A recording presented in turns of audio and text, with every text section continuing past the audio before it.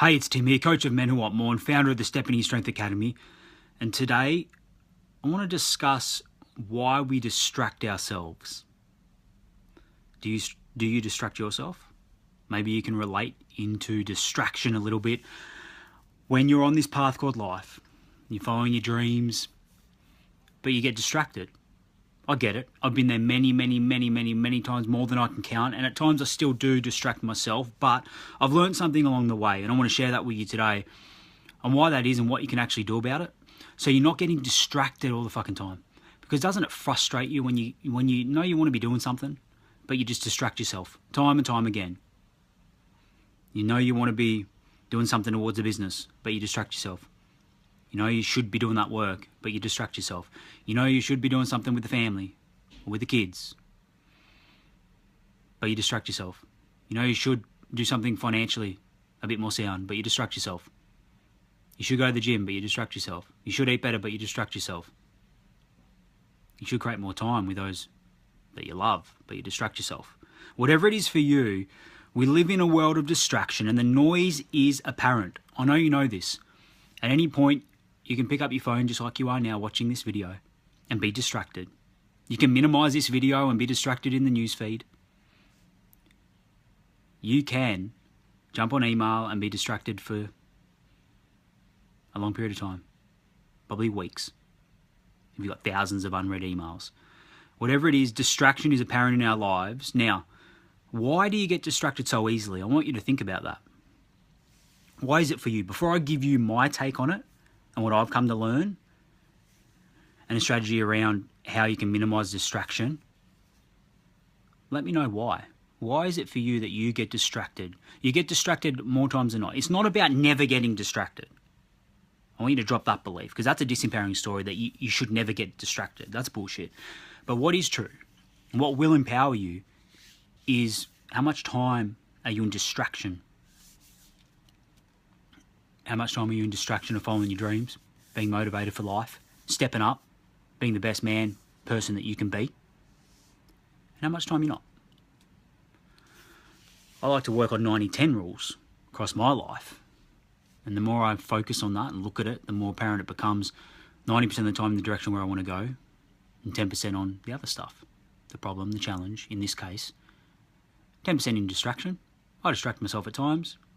I'm quite aware of it. And I'll get back on the 90%. The 90% on my goals, dreams, aspirations, and what I want, and what I want to create, and how I want to help people. So why do you get distracted? I'll give you it in my reason. And that's compelling reasons. And not just compelling reasons, but a compelling vision. Because you don't have enough of a compelling vision for your life. Plain and simple. That's my no bullshit approach for you here in and around why do you get distracted? Because you don't have a strong enough, a compelling enough vision for your life. When was the last time you sat down and you actually just thought into, without any distraction, without anybody else around you, without the TV on, without scrolling through social media, email, and just sat down with yourself and ask yourself, what do you actually want in your life? What is your vision? What is it in a year's time? What is it in 5 years? What's it 10 years? What it's beyond? When was the last time you actually did that? Because if you're finding yourself getting distracted time and time again, it's clear to me, it's apparent to me, it's key, you don't have a strong enough and a compelling enough vision for your life. So we can start with the end game in mind and come back. All of a sudden, the day-to-day distractions don't become so distractive because we're on a path towards something that's more important, that's grander, that's better for us. I want to say hi to Sean Viditz. How are you, bro? Hey, Gabrielle. Hey, Lucy. Christian. Sabrina and Judy. Appreciate your support here, guys, and Scott. Whatever you're going through today, whatever you're going through in your life, I hope you're having a good day, a great day, great evening, wherever you're watching from. But I urge you to reconnect with a greater vision in your life. Now, do you want to hear a mistake that I made? Growing up, I always knew the importance of setting goals. That came through my sporting my sporting ability, but also just understanding psychology of sport. Now, as I set goals upon my life and what I wanted, I made a crucial mistake, thinking that my vision in that area is set. And I didn't do this consciously, I did it unconsciously. It's set, meaning that if I write it or if I think about it, it's got to be like that way. And here's what I've come to realise and come to understand. Visions change as you do. You see, life is uncertain. Life is ever evolving, it's changing. You may have heard, change is inevitable, it's automatic. So we can't get away from that, so stop trying to. But what we can understand is as we change what we want, our vision of our world, how we want that to be more like, changes. It shifts. So my vision when I'm 18 is different to when I'm 23, to when I'm 32, to when I'm 46, to when I'm 82. It's different. I urge you to be conscious around it. Sit down with yourself and ask yourself, what's the vision of your life? What's most important to you?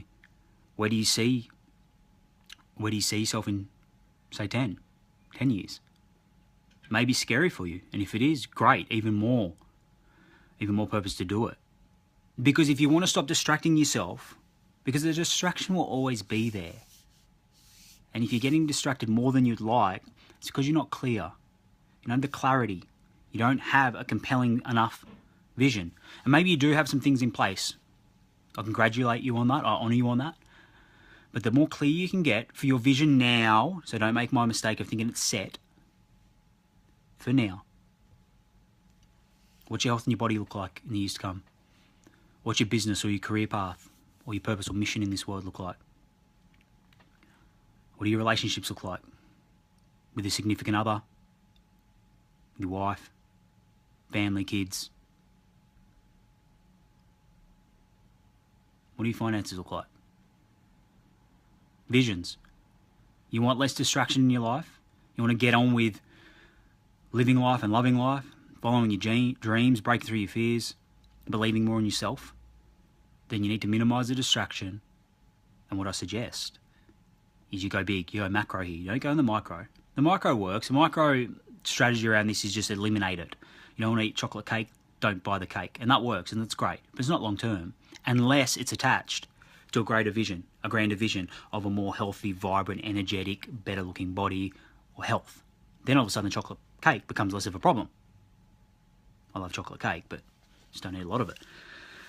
So as I'm about to sign off here, thanks Gabrielle, appreciating my vision. Thank you so much. Kevin and Tyson and Andrew joining on, along with Scott and Gabrielle and Judy and Sabrina and Lucy, Christian, Sean Viditz. Again, appreciate you being here live. If you're watching the replay, thank you also. And if you want to minimise distraction, I'm talking around minimising distraction or why you get so distracted. It's because you don't have a compelling enough vision for your life. I challenge you. I urge you. I suggest that you sit down and do that. Just start writing out whatever comes to your mind. There's no right or wrong. We're not in maths here. We're not in mathematics. Not 1 + 1 = 2. This is your life, and you can have it any way you want. Will it take effort? Will it take time? Yeah, of course. But the first step is making sure, out of distraction, is making sure that you do have a compelling enough vision for your life, whatever that looks like. So again, I hope this has served you. If it has, please share this message. I deeply appreciate it. Like this video. Do the wonderful things that you're doing out there in your life, but also in support of my mission. So thank you so much, and my vision. Again, without you, I couldn't serve to the level that I want to and that I'm driven to. So I appreciate your support wherever you're watching from in the world. Have a spectacular day, and I'll sign off and say it's your time to step in your strength and to be the best man you can be.